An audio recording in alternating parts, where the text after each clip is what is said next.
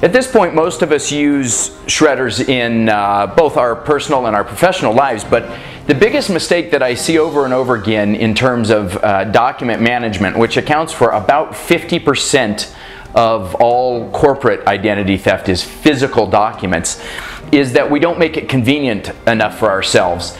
And convenience is really the underlying principle that you need to take a look at in terms of shredding.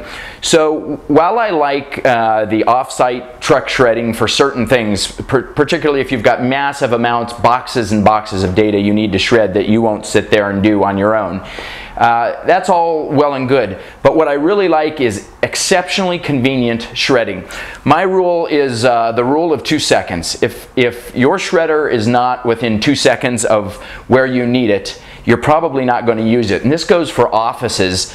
I think that every office, if you're going to have an employee that you spend thousands of dollars on and computers that you spend thousands of dollars on, that data that sits in and around our office that we need to be shredding is worth more than the employee, more than the computer. It's your company's reputation, it's your brand, it is your stock value, it's liability lawsuits. So you got to get rid of that. And the key again is convenience. I keep my shredder extremely close to my desk because I can either go here to my trash basket or I can go here to my shredder. And believe me, when it's this close, you actually do shred it.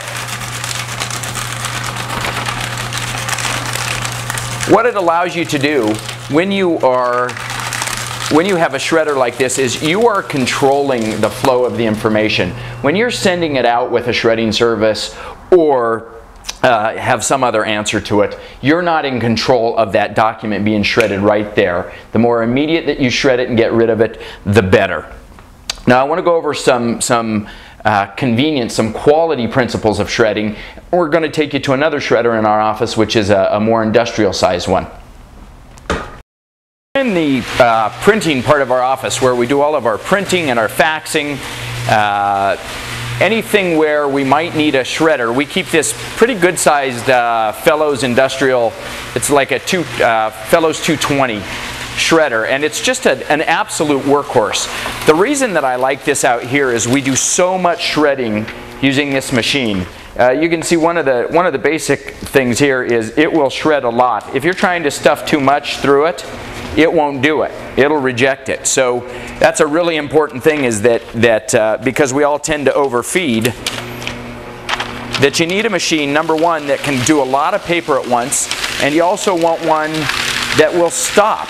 And this has a what's called anti-jam proof technology. So it's jam proof, meaning if you put in 40 sheets here, if I put in too much of this at one time, it's got a little red light down here. It shows you that you've filled it too full. So you take some of it out. Now there you go. It was too much, so it backed it up, and it lets you pull it back out automatically. You don't have to monitor so closely how much you put in.